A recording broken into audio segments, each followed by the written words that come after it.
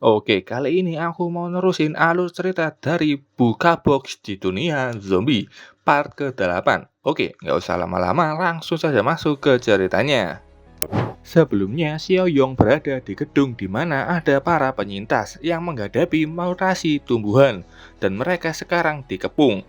Profesor He melihat keluar, katanya kalau mereka nggak segera mendapatkan tubuh inti dari flower card itu, mereka akan dibunuh makhluk tumbuhan ini. Xiao Yong tanya, apa flower card ini bisa mengendalikan tumbuhan itu? Profesor He membenarkannya. Kemungkinan besar dia menggunakan sesuatu seperti feromon, serangan skala besar dan terorganisir seperti ini. Berarti flower card ada di dekat sini dan memang khusus menargetkan mereka. Xiao Yong membuka jendela, membuat Profesor He kaget dan bertanya apa yang kau lakukan. Xiao Yong mengeluarkan AK-47. Katanya mau menguji kekuatan mereka lebih dulu. Profesor He kaget, dari mana senjata ini kau dapatkan? Tiba-tiba muncul begitu saja. Tembakan sudah dilesatkan Xiao Yong dan kekuatan tembakan itu ternyata bisa menembus makhluk tumbuhan tersebut. Tapi tak lama kemudian tumbuh mereka beregenerasi. Makhluk ini cukup tahan banting juga. Mari kita lihat seberapa cepat mereka beregenerasi. Kali ini Xiao Yong menembak secara beruntun. Semua tembakan itu terkena ke monster tumbuhan ini dan regenerasi itu tidak ada. Malah monster ini jatuh dan kayaknya sudah kalah. Xiao Yong melihatnya, dia butuh 2 magazin untuk mengalahkan satu makhluk ini. Pantas saja semua pada takut ke mereka ini. Tapi tidak apa-apa. Xiao Yong mengeluarkan sesuatu dari inventory, membuat semua orang di sana kaget. Dengan kemunculan tiba-tiba sebuah kotak aneh itu, Xiao Yong membuka kotak kayu itu dengan pakai tangan saja, membuat orang ini kaget karena dia tahu kalau kotak kayu ini ditutup pakai paku dan dia membukanya hanya dengan tangan kosong. Dia juga kaget saat tahu isinya ternyata adalah molotov dalam jumlah yang begitu banyak. Xiao Yong berjalan ke jendela. Kalau ada monster yang berhasil lolos ke sini, gunakan ini untuk bertahan hidup.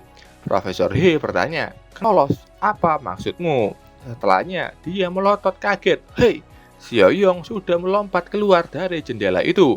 Profesor He teriak pada mereka, kalau ini ada di lantai 16. Tapi satu manusia dan mutan ini lompat begitu saja. Ketiganya turun dengan posenya masing-masing, siap menguji kekuatan mereka melawan para mutan tumbuhan ini. Ada 2 kelinci percobaan yang sukarela maju. Xiao Yong dengan mudah mencengkram kepala monster itu dan dengan mudah mencabutnya dari tubuhnya. Chen Chong gaya bertarungnya tangan kosong juga. Dia menjatuhkan satu monster dan menghantam tubuh monster itu sampai hancur. Sementara Sheng Zi yang dikenal sebagai monster tentakel bisa menyerang pakai tentakel kuatnya dan tubuh besarnya itu. Profesor He dan lainnya kaget. Astaga, 3 makhluk itu. Sebenarnya mereka itu apa?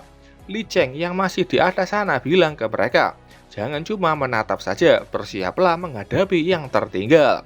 Siapapun yang yakin dengan skillnya, ambil molotov itu dan jaga tangganya. Yang lainnya, pindahkan semua barang yang mudah terbakar dari area tangga. Seperti omongan Li Cheng, semua orang yang percaya diri akan skill melemparnya, mulai mengambil molotov itu dan bersiap menyerang para monster tumbuhan. Tak selang beberapa lama, Xiao Yong tampak sudah menyelesaikan pembersihan monster itu. Saudara Chong, Zhang Shengzi, periksa tubuh mereka, cari apakah mereka mempunyai core. Xiao Yong sendiri akan pergi melihat si flower card ini. Di dalam gedung, terlihat di tangga penuh monster tumbuhan yang sudah kosong. Api membuat mereka jauh lebih mudah dihadapi. Dan itu semua berkat kakak Li dan kakak Jiang. Profesor He meminta orang memanggil semua orang yang sebelumnya evakuasi kalau bahaya sudah lewat. Kondisi di bawah gedung juga sudah beres dan mereka bingung di mana Jiang Xiaoyong. Di sisi Xiaoyong, tampak dia sudah menemukannya. Makhluk ini pasti inilah yang disebut flower card itu. Bentuknya besar seperti kumpulan monster itu menjadi satu dan ada bunga yang mengeluarkan feromon. Jadi ini adalah tubuh utamanya. Xiao Yong tampak kaget melihat sesuatu. Itu tentakel si flower card yang ternyata sudah melihatnya dan langsung menyerang. Xiaoyong dengan mudah menghindarinya. Kekuatannya sungguh besar, mungkin ini setara dengan Zhang Shengze. Flower card maju, tapi tetap saja Xiaoyong sangat tenang. Dia tersenyum dengan mudah menangkap dua tentakel itu. Akhir-akhir ini aku sudah cukup terbiasa melawan makhluk bertentakel sepertimu. Saat itu Flower Card mulai mengeluarkan asap hijau dari bunganya. Ini tidak akan berhasil. Aku sudah pernah melihat trik seperti ini dari jenismu sebelumnya. Xiaoyong menghirup nafas dengan kuat dan menahan nafasnya saat asap hijau itu datang kepadanya, agar tidak terpengaruhi ilusi yang pernah dia alami. Flower Card seperti teriak dan terlihat ada satu kakinya yang berlutut. Xiaoyong yang tidak terpengaruh ilusinya berlari maju mendekati lawannya itu. Dan Xiaoyong pakai skill barunya, Slave Mark, yang baru dia dapatkan sebelum kesini. Xiaoyong dengan lompatannya yang pas dan presisi menyentuhkan Slave Mark itu ke tubuh Flower Card di depannya. Dan saat itu ada energi ungu yang mengitari tubuh Flower Card. Beberapa saat setelahnya, di gedung ada orang yang berteriak, "Itu Flower Card, itu tubuh asli dari Flower Card. Itu tidak pergi dan malah mendekat ke arah kita." Profesor Hig kaget mendengar berita itu. Dia melihat dan membenarkannya, itu memang Flower Card yang asli. Bentuknya yang terpelintir itu, kau tidak akan pernah melupakannya. Orang ini bertanya, di mana kakak Xiaoyong? Tidak mungkin kan? Apakah Flower Card itu yang... Saat itu ada suara yang bertanya, "Zhang Shengze, saudara Chong, bagaimana dengan kalian?" Mereka menoleh dan melihat ternyata itu adalah Xiaoyong yang selamat. Di dalam tubuh monster tanaman itu, apakah kalian menemukan core mutan? Shengze dengan kata-kata buruknya bilang, "Kaki kelabang tidak ada, kaki laba-laba ada 2. Yang artinya tidak semua, tapi cukup banyak. Chong menambahkan, tidak setiap satu dari mereka memilikinya, tapi cukup banyak yang memilikinya. 2 mutan ini sama saja jeleknya kalau menjelaskan sesuatu. Yang satu bicaranya seperti mengunyah kerikil, yang satu lagi hanya mengucapkan omong kosong. Ini sangat melelahkan." Profesor He bertanya ke Xiaoyong, "Bagaimana dengan Flower Card di bawah sana?" "Oh, itu. Sekarang dia jadi bagian dari kita." Kata-kata itu membuat semua orang di sana bingung. Bagian dari kita? Maksudnya gimana? Setelah itu mereka menuju ke bawah dan Flower Card dipamerkan sama Xiaoyong. Santai saja, sekarang dia tidak akan menyakiti siapapun lagi. Profesor He mendekat dan ingin menyentuh tubuhnya. Dengan berani dan penasaran, dia akhirnya menyentuh makhluk tersebut. Dan Flower Card itu tidak merespon. Jadi ini sudah dijinakkan. Bagaimana kau melakukannya? Xiaoyong tidak menjawab. Dia bertanya balik, "Profesor He, kau seorang ahli botani bukan? Apa pendapatmu tentang hal ini?" Profesor He mengutarakan pemikirannya. Meskipun sudah bermutasi menjadi monster, dia seharusnya masih mempertahankan naluri dan sifat botaninya. Contoh, seperti seleksi alam di antara para hewan, persaingan di antara para tumbuhan juga sama kejamnya. Perebutan sinar matahari adalah salah satu yang sering dibicarakan dalam dunia tumbuhan. Sejak awal, pohon itu mereka berevolusi untuk tumbuh lebih tinggi agar mendapatkan lebih banyak sinar matahari. Sementara itu, tumbuhan yang tumbuh lebih rendah itu karena kekurangan sinar matahari, jadi lebih lemah. Di hutan yang sangat lebat, dedaunan menumpuk rapat di atas, karena itulah semakin jarang rumput yang tumbuh di bawahnya. Dugaanku adalah Flower Card ini jadi sangat agresif. Justru karena dia kehilangan keuntungan awal selama mutasi itu, tidak bisa bersaing merebutkan sinar matahari. Jadi dia harus berevolusi menjadi sesuatu yang memangsa hewan. Sebagai ganti sinar matahari, Flower Card tampak menggerakkan tentakelnya. Li Cheng yang melihat itu waspada dan memperingati Xiaoyong, yang tampak tenang-tenang saja melihat gerakan itu. "Tunggu, jangan menyerangnya," kata Xiaoyong menghentikan Li Cheng. "Dia tidak bisa membangkang padaku sekarang. Ayo kita lihat apa yang ingin dia coba lakukan." Tentakel itu tampak menuju ke leher Xiaoyong dan seperti menusukkan menembus ke dalam lehernya.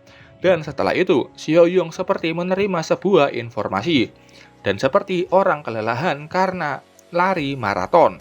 Li Cheng bertanya, "Bagaimana Kak Xiaoyong?" "Tetua He, analisismu sangat tepat. Seluruh kota es sudah menjadi medan pertempuran tumbuhan mutan. Mereka yang gagal dalam persaingan sekarang bergantung pada memakan tubuh hewan untuk mendapatkan nutrisi. Karena kau sudah menjadi budakku, kelangsungan hidupmu sekarang adalah tanggung jawabku. Kemarilah," kata Xiaoyong mengangkat tangannya. Saat itu bagian bunga flower card bergerak dan mengeluarkan sesuatu yang sepertinya tubuh intinya. Dia menuju ke tubuh Xiaoyong dan masuk melalui tangan kanan Xiaoyong. Li Cheng bertanya kemana itu pergi. Xiaoyong tersenyum senang. "Sekarang itu sudah menyatu dengan tubuhku. Kayaknya flower card ini seperti parasite. Dan nutrisinya bukan lagi matahari. Dia bisa menyerap nutrisi dari tubuh Xiaoyong." Xiaoyong mengarahkan tangan kanannya ke depan dan keluar sulur tanaman dari tangannya itu. Dan dengan mudah memotong pohon dengan sulur tanaman itu. Zhengze kagum. "Mi sepanjang tahun cahaya. Artinya itu lebih kuat dari tentakelku." Sistem keluar dan memberikannya pencapaian. Gardener, hadiahnya 150 poin stat. Oh, sebuah pencapaian terbuka. Ini pertama kalinya. Dan setelah itu tampak tubuh luar flower card kehilangan hidup dan mati. Sementara itu di pabrik baja, cewek rambut merah kanibal ini senang. Sepertinya ikan lainnya sudah terpancing. Dia keluar dan bertanya siapa itu. Ada pria mesum lain yang membawakannya kue. Si rambut merah bertanya siapa yang menyuruhnya membawakan ini padanya. Dia tidak ada yang menyuruh, ini kemauannya sendiri. Dan sifat asli si rambut merah keluar. Dia menggoda pria itu dengan tubuhnya yang begitu terbuka dan tentu bisa membuat setiap pria penuh nafsu akan tergoda. Pria itu langsung senang dan mendorong tubuh si rambut merah. Melihat si rambut merah seperti tidak suka, pria ini sadar dan langsung melepaskannya dan meminta maaf. Tapi nyatanya dia bilang kalau ada banyak orang di sini dan temboknya itu tipis. Bagaimana kalau kita pergi keluar pabrik dan bermain sesuatu yang sedikit lebih beresiko? Tentu saja pria ini langsung setuju. Dan setelah itu di luar, tampak mereka sudah melakukannya adegan penuh nafsu dan berakhir dengan pria ini yang sangat puas dengan apa yang terjadi barusan. Dia memujinya cantik dan bertanya siapa namanya. Tapi saat itu dia sadar ada 2 tong sampah besar dan baju hitam yang menyembul keluar. Cewek ini bertanya, "Ada apa?" Dia berjalan ke tong sampah itu karena dia mengenali lengan baju tersebut. Kelihatannya seperti jaket Zhao Chen. Kenapa ada di sini? Setelah membuka tong itu, dia melotot kaget. Walaupun hanya hitam, kalian pasti sudah menebak apa isinya, bukan? Saat itu si rambut merah mengeluarkan sisi iblisnya. Dia menerkam leher pria itu. Sementara itu di luar pabrik baja, tampak orang ini kena tamparan dan membuatnya bangun dan membuatnya bingung. Dia bertanya apa yang sedang dilakukan. Si botak kesal, "Apa tadi kau tertidur pulas?" Orang ini bilang sedang berjaga. Si botak marah, "Aku bahkan jalan langsung ke arahmu dan kau tidak sadar sama sekali. Bagaimana kau bisa menangkap sinyal darinya? Katakan, sudah berapa lama kau tidur?" Dia mengelak, katanya hanya tertidur sekitar 10 menit. Si botak terus-terusan marah. Si pirang menariknya. "Kita sudah bergantian berjaga sangat lama dan dia tidak pernah kasih sinyal sekalipun." Dia tahu, menurutku, dia memang berniat menguasai semuanya sendirian. Ketiganya berjalan mendekat. "Ayo kita periksa area pabrik dan lihat apakah ada jejak perempuan itu." Dan setelahnya mereka pun menemukan tong sampah sebelumnya. "Aku kan sudah bilang, tadi aku mencium aroma daging segar di sini." Si botak kesal. "Ternyata kau benar, dia memang mencoba bertindak sendirian." Si pirang bilang tidak masalah. Kalau dia bisa menyelinap masuk, aku juga bisa. Si botak langsung melihatnya dan mencekik lehernya. "Kau juga ingin menyelinap dan menguasai semuanya sendirian, bukan? Jangan kira aku tidak bisa menebaknya. Kau sama saja dengannya." Orang ini menenangkannya. "Kalau kau mencekiknya seperti itu sampai mati, kita tidak akan punya kesempatan untuk masuk ke dalam sana." Si botak melepaskan cekikannya itu. Kalau kau berani menirunya, aku bersumpah akan menerobos masuk sendirian. Walau harus mati, aku akan menyeret kalian berdua bersamaku. Si pirang kesakitan dan menurut. Dan tampak setelah itu si pirang berjalan mendekati gerbang pabrik baja dan meminta pertolongan juga. Orang-orang di sana mulai keluar dan membawa pistol. Siapa kau? Aku dikejar zombie. Aku hampir kehilangan nyawa. Itu alasannya. Pria ini senang dan beruntung. Baru saja ada wanita dan sekarang datang lainnya. Tapi saat itu ada orang yang bilang, tunggu. Si rambut merah keluar dan bilang jangan percaya padanya. Dia yang sudah aku peringatkan. Seorang mutan yang menyamar menjadi manusia. Si pirang kesal. Sialan kau. Pria ini percaya ke si rambut merah dan mengarahkan pistolnya itu ke si pirang. Cepat tembak dia, kata si rambut merah. Dan mereka pun menurut mulai menembaki ke si pirang. Tembakan demi tembakan sudah terkena ke tubuh si pirang yang mencoba kabur dari sana. Dan saat si pirang itu sudah terjatuh, orang-orang ini menyangkanya sudah mati dan ingin membakarnya. Mereka pun mengambil bensin. Tapi saat mereka kembali membawa bensin itu, mereka kaget karena tubuh si pirang sudah hilang. Dia kan tertembak berkali-kali, tapi masih bisa kabur. Mereka kesal, harusnya meninggalkan satu orang di sini untuk berjaga. Cepat laporkan ke kakak Li dan kakak San. Si pirang berjalan secara tertati, kembali ke si botak yang menunggunya. Si pirang ini sudah tidak kuat dan terjatuh. Dia meminta ampun dan jangan membunuhnya. Aku bersumpah mulai sekarang aku akan melakukan apapun yang kau minta. Si botak bilang, kita ini satu jenis dan kita berdua tahu betul apa artinya itu. Dia mengambil batu besar dan mengangkatnya. Soal persediaan makanan di pemukiman ini, kita harus menyusun rencana baru. Saat itu tiba-tiba saja ada sebuah sabetan yang dilakukan oleh si jenggot ini ke si botak. Dia membunuh si botak. Si pirang berterima kasih. Satu tangan dan satu kaki. Itu cukup bagimu untuk memulihkan diri. Sisanya adalah milikku. Si pirang setuju dan dalam hati dia pun tersenyum. Si botak memang benar. Tidak ada yang lebih memahami kita selain kita sendiri. Kalau yang dibagi adalah mayatku, dia mungkin hanya mendapatkan sepotong kecil di depan si botak.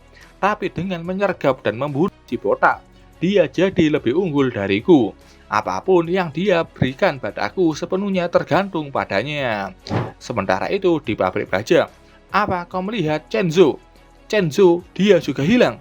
Li Hongli bertanya, apa yang sebenarnya terjadi? Yang Hai juga belum ditemukan. Sekarang satu orang lagi hilang.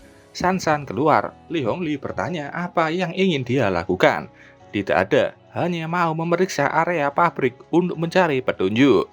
San San keluar berjalan-jalan untuk mencari petunjuk dan sampailah dia ke sebuah tempat di mana si rambut merah melakukan semua aksi kanibalismenya. San San memanggil semua orang yang datang dengan senjata lengkap ke situ. Orang ini mengkonfirmasi kalau ini adalah jaket milik Chen Shuo. Aku tahu ini adalah sepatu milik Yang Hai. Si rambut merah mulai panik. Sialan, si botak dan si jang bernama Gao Wen itu. Mereka pasti sudah menggali tulang yang kubuang di tempat sampah ini. Gao Wen ini kayaknya nama si pirang. San San melihatnya. Tidak ada suara atau tanda perkelahian di dalam atau sekitar pemukiman. Jadi, apa artinya itu? Tanyanya begitu tajam dan dikhususkan ke si rambut merah. Dia panik dan gugup bertanya, kenapa kau menatapku seperti itu? San San maju dengan energi biru seperti pedang di tangan kanannya. Si rambut merah panik melihat benda tajam itu yang menuju cepat ke kepalanya. Si rambut merah punya refleks cepat dan menghindari itu. Lemparan San San barusan sangatlah kuat sampai meledakkan pohon di belakang sana. Si rambut merah panik dan marah pada San San. Sialan, sekarang aku benar-benar ketahuan. Karena ngakunya wanita lemah, tapi kok malah bisa menghindar serangan dari manusia super seperti San San. Dia melihat manusia di sampingnya dan melompat untuk menjadikannya sandera. Dia mengarahkan pisau ke leher orang itu. Jangan ada yang bergerak, atau aku akan membunuhnya. San San teriak, kalau kau membunuh Aku tidak akan membiarkanmu keluar dari sini hidup-hidup. Rambut merah merasa percaya diri dan tertawa. Kau berani mengancamku. Kalau aku tidak bisa keluar dari sini hidup-hidup, setidaknya aku akan menyeret beberapa dari kalian bersamaku. Setelahnya, tampak si rambut merah menyeret pria itu untuk bisa lolos dari sana. Berikan senjatamu sekarang. Jangan bergerak, aku bersumpah akan menyayat arteri lehernya. Dan saat itu dia mendapatkan pistol orang ini. Dia menendang bapak ini jauh dari sana dan menembakkan pistolnya ke bapak itu. Tembakan itu dia arahkan ke kakinya agar tidak bisa mengejarnya. Si rambut merah pun langsung berlari kabur dari sana. Sansan tampak santai saja dengan itu. Dia mengarahkan pistolnya juga. Dan hanya dengan 2 tembakan saja. 2 tembakan itu berhasil kena ke punggungnya.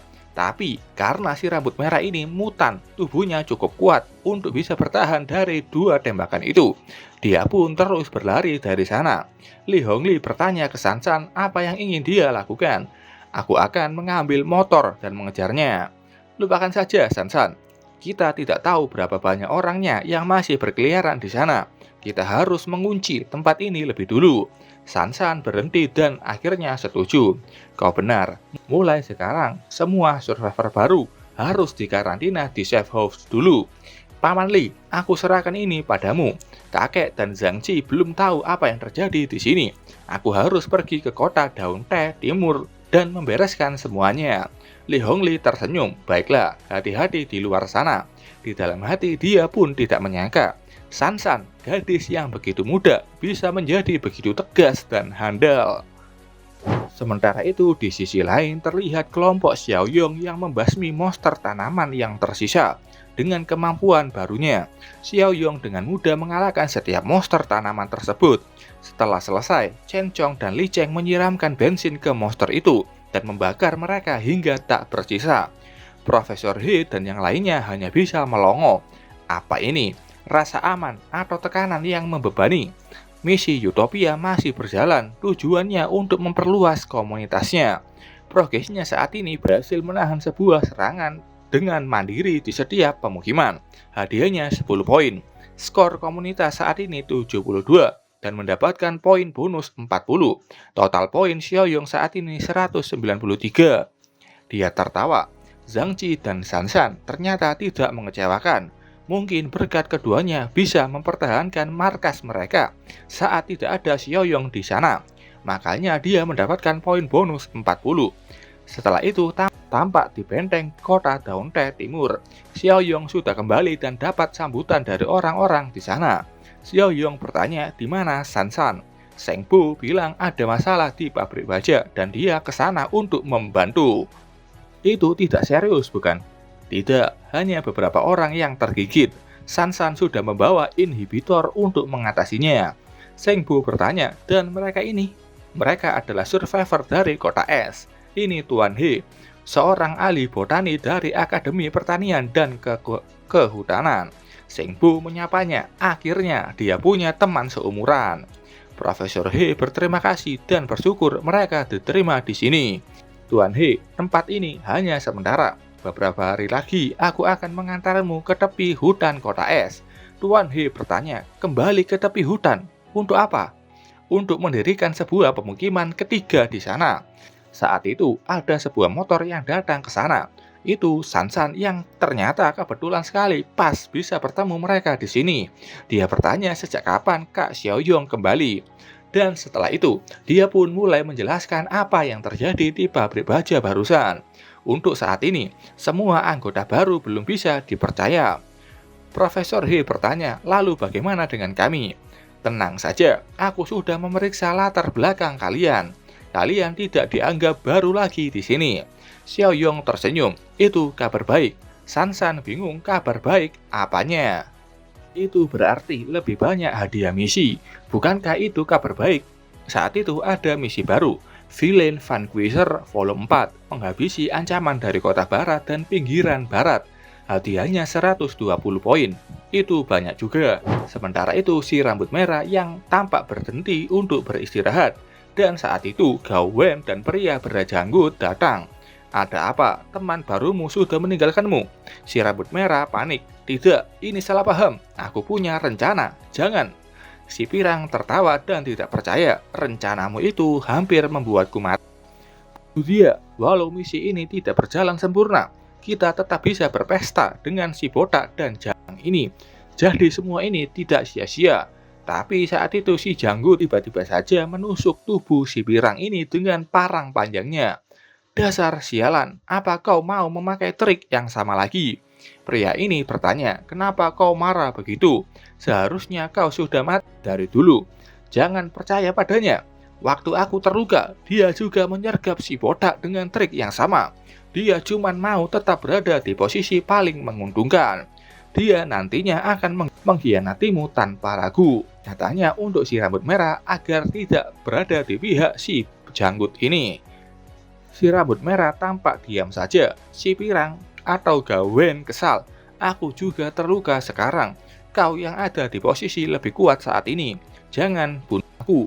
Bunuh perempuan jangan itu saja. Karena ini semua gara-gara dia. Si rambut merah kesal. Beraninya kau menyebut orang lain jahat. Kau pun tidak ada bedanya. Cukup. Kita semua tahu siapa dari diri kita masing-masing. Tidak ada gunanya saling menyalahkan. Tapi usulanmu itu kedengarannya tidak buruk juga. Si pirang senang, benar bukan? Kita sudah lama bersama juga. Sedikit perasaan itu pasti ada bukan? Maksudku, aku lebih baik darinya. Si janggut bilang, tapi sayang sekali. Pria sejati itu lebih suka yang pirang dan merah.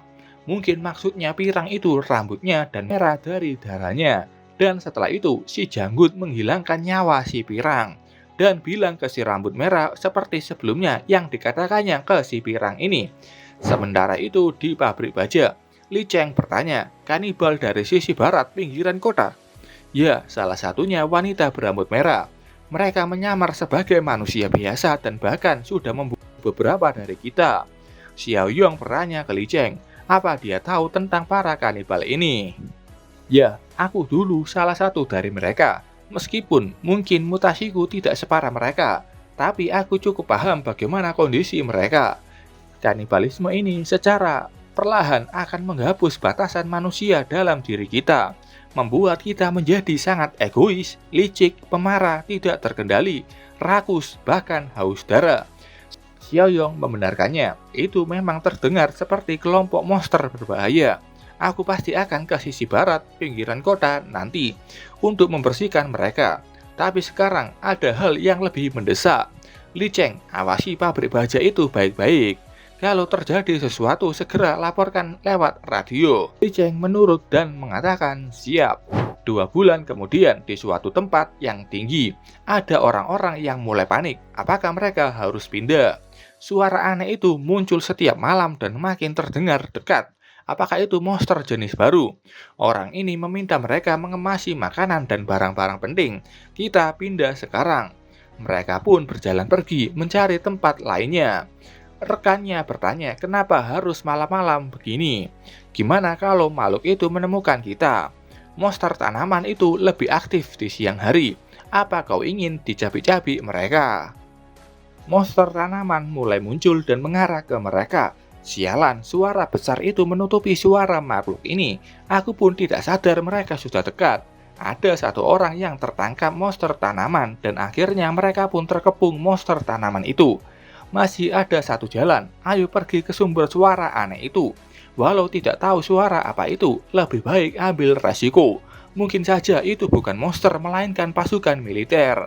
Setelah berlari cukup lama, mereka pun berhenti untuk mengambil nafas. Saat itu orang ini kaget melihat sesuatu.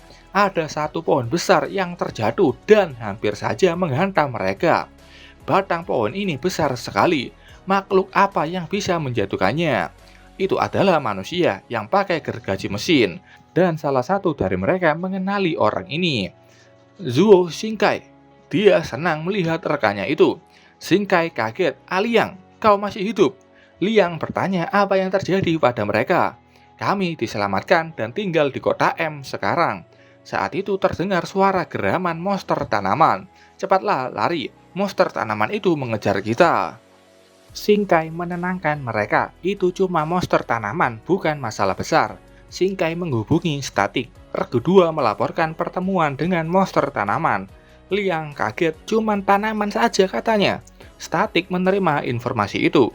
Singkai meminta mereka untuk berlindung di belakang mereka. Tim pemusnah datang. Mereka pakai baju lengkap dan sebuah flamethrower. Liang kaget. Astaga, flamethrower dinyalakan. Monster tanaman itu tidak berkutik dan habis terbakar olehnya. Li Cheng yang jadi pemimpin didampingi Chen Chong dan Sheng Zi. Jujur saja, sekarang kami hampir tidak perlu bergerak lagi untuk menghadapi mereka ini. Liang kaget, kalian benar-benar bisa jadi sekuat ini. Bagaimana caranya? Semua ini berkat ketua Xiaoyong. Liang melihat dua makhluk aneh itu. Di sana juga, apa itu? Tenang saja, mereka bukanlah monster. Mereka di sini untuk melindungi kita. Kami kekurangan orang. Ayo, akan kupertemukan kalian dengan ketua Xiaoyong. Di sebuah lahan yang luas, tampak sudah ada pertanian yang berjalan. Liang bertanya, jadi kau bilang, kalian bertani di hutan yang dipenuhi monster tanaman? Singkai memetik satu buah dari tumbuhan itu. Lihatlah ini. Liang kaget dan melemparkan buah itu dari tangannya. Sebenarnya makhluk apa ini? Pada dasarnya mereka itu monster tanaman. Sama seperti yang baru saja kita bakar. Apa kalian menjinakkan monster tanaman itu? Yang ini adalah hasil panennya tinggi dan mudah dipanen. Sebenarnya ini tanaman yang luar biasa. Liang bertanya, apa kau buat perjanjian dengan dewa atau apa? Singkai bilang semua ini berkat ketua Xiaoyong. Profesor He melihat karakteristik tanaman ini yang bisa diubah kapan saja, sesuai keinginan kita. Aku bahkan tidak pernah membayangkan hal seperti ini bisa terjadi. Xiaoyong bertanya, apa ada permintaan lain? Tinggal beritahu Huace, nama lain flower card. Tidak, ini sudah sempurna untuk dipanen. Baguslah, proses pembukaan lahan berjalan lancar. Kalau ada monster tanaman yang menyerang, Li Cheng bisa menanganinya. Saatnya membereskan para kanibal di sisi barat pinggiran kota. Dan setelah itu di kota M, sisi barat pinggiran kota, terlihat ada Xiaoyong dan Chen Chong. Hanya dua orang saja. Bukti Xiaoyong benar-benar meremehkan lawannya. Chen Chong bilang seseorang mengikuti kita dan kelihatannya dia cukup kuat. Xiaoyong sudah merasakan itu dari tadi. Kekuatan mereka selevel dengan tim Zhang Ji. Chen Chong bertanya apa yang harus kita lakukan. Xiaoyong tersenyum, apalagi tentu saja menggunakanmu sebagai umpan untuk memancing mereka. Si rambut merah dan si janggut juga ada di sana, dan senang melihat ada Xiaoyong yang datang. Ini kesempatan sempurna, karena melihat manusia yang masih hidup. Si janggut mencegahnya, tunggu. Si rambut merah bertanya, apa yang kutunggu? Kita bakal kehilangan kesempatan ini. Kau terlambat, sudah ada yang lebih dulu mengambilnya. Tak kira dia ini pintar dan menghentikannya karena dia tahu kekuatan Xiaoyong. Tapi dia berhenti karena ada yang mendahuluinya. Banyak kanibal yang datang dan langsung berhadapan dengan Xiaoyong. Cewek ini senang, ini tangkapan terbaik yang belum pernah kulihat sebelumnya. Ya, mungkin yang akan terakhir kali kau lihat juga. Oke, sampai sini dulu ceritanya. Terima kasih buat kalian yang sudah nonton video ini sampai selesai. Sampai ketemu di part selanjutnya. Bye-bye.